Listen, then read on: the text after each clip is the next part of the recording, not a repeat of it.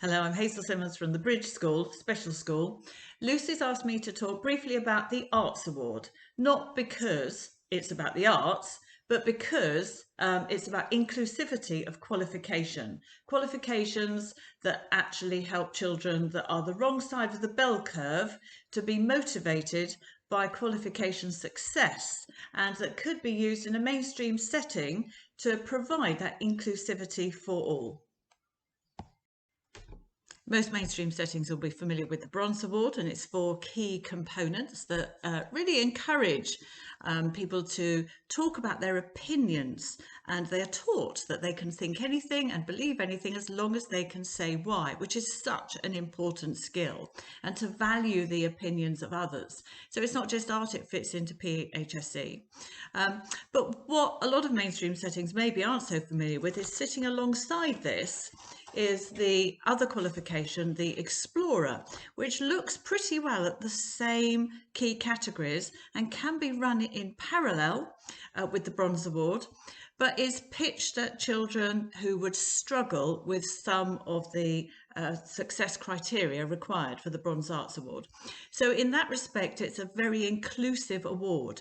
You can run it for the lowest ability children as well as the high flyers in the class at the same time.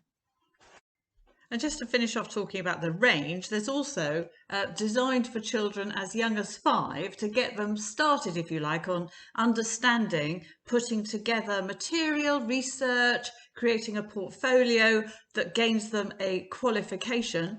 We have the Discovery Award.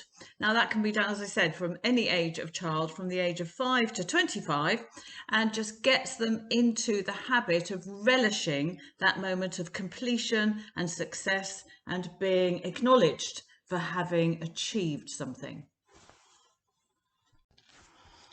Apart from the upsides for children by way of engagement and enjoyment, the programme is really easy to deliver, and there's lots of ways to do it, and the timescales could be whatever you wanted them to be.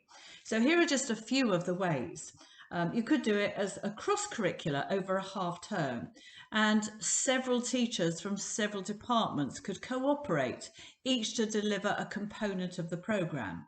You could embody within that visits to the theatre or a museum or a pottery workshop or whatever, but not necessarily, of course.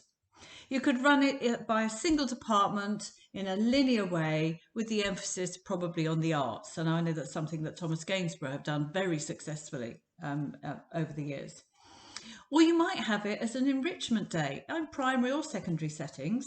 You could have it as components that you just select for their merit, or you could even run it around a theme such as multiculturalism, so that it fits in with your citizenship and PHSE programme. It works really well as an after-school club, either directed to a small group or even completely individual choice. So children choose and are guided to study and research whatever it is that takes their fancy. It makes a fabulous remote learning programme. It's the emphasis on the personal and the research fits in perfectly with that. But it also works as a personal one-to-one programme for disengaged youngsters. You're asking them to give their opinions and to research and to take credit for enjoyment of things that they are interested in, not things that you are interested in and imposing upon them.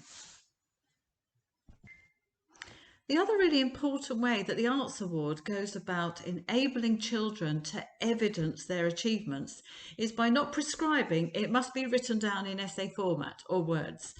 In fact, children have the choice of presenting their information by way of a video. So it could be a video like this with a teacher or a TA asking them questions and them giving the answers to those questions to evidence what it is they've done.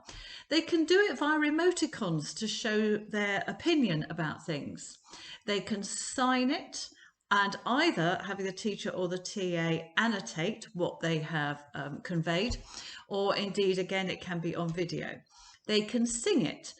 For example, if they were making a musical feature for their arts participation component, they could just do a recording of what it is they've achieved, be it playing in a band or playing the recorder.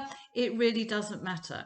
The whole point of all the Arts Award components below the silver, that's when it gets more serious in terms of actual arts attainment, below the silver, is capturing people's participation, their communication, and their ability to make decisions and choices and have opinions about things. So in that way, it's not strictly just an arts programme.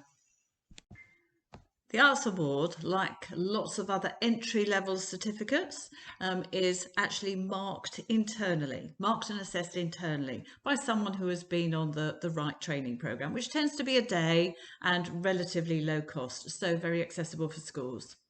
You might have to, from bronze upwards, send a sample of students' work off to be externally moderated, but apart from that, it's really easy. It's also not something that needs to be achieved at a certain time of year.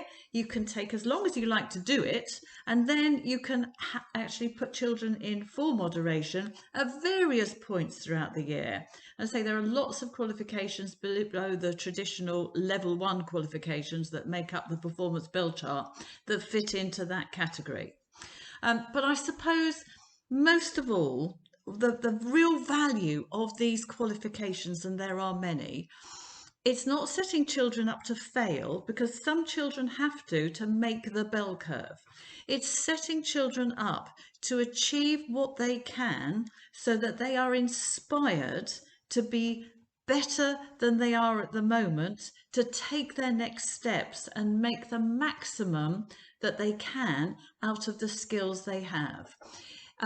It's not teaching children things they have no interest in so that they don't see the point. It's asking them what they're interested in and inviting them to study that and show their skills of evaluation and creativity and collaboration by doing just that. So it seems fairly sensible to me. I mean, it rewards effort and it engenders respect for self and for other participants that they're cooperating with. So all in all, a highly recommendable programme, particularly for SEN and the disengaged. And there are lots of other programmes like this that maybe could be considered outside of an SEN setting as well. Thank you for listening.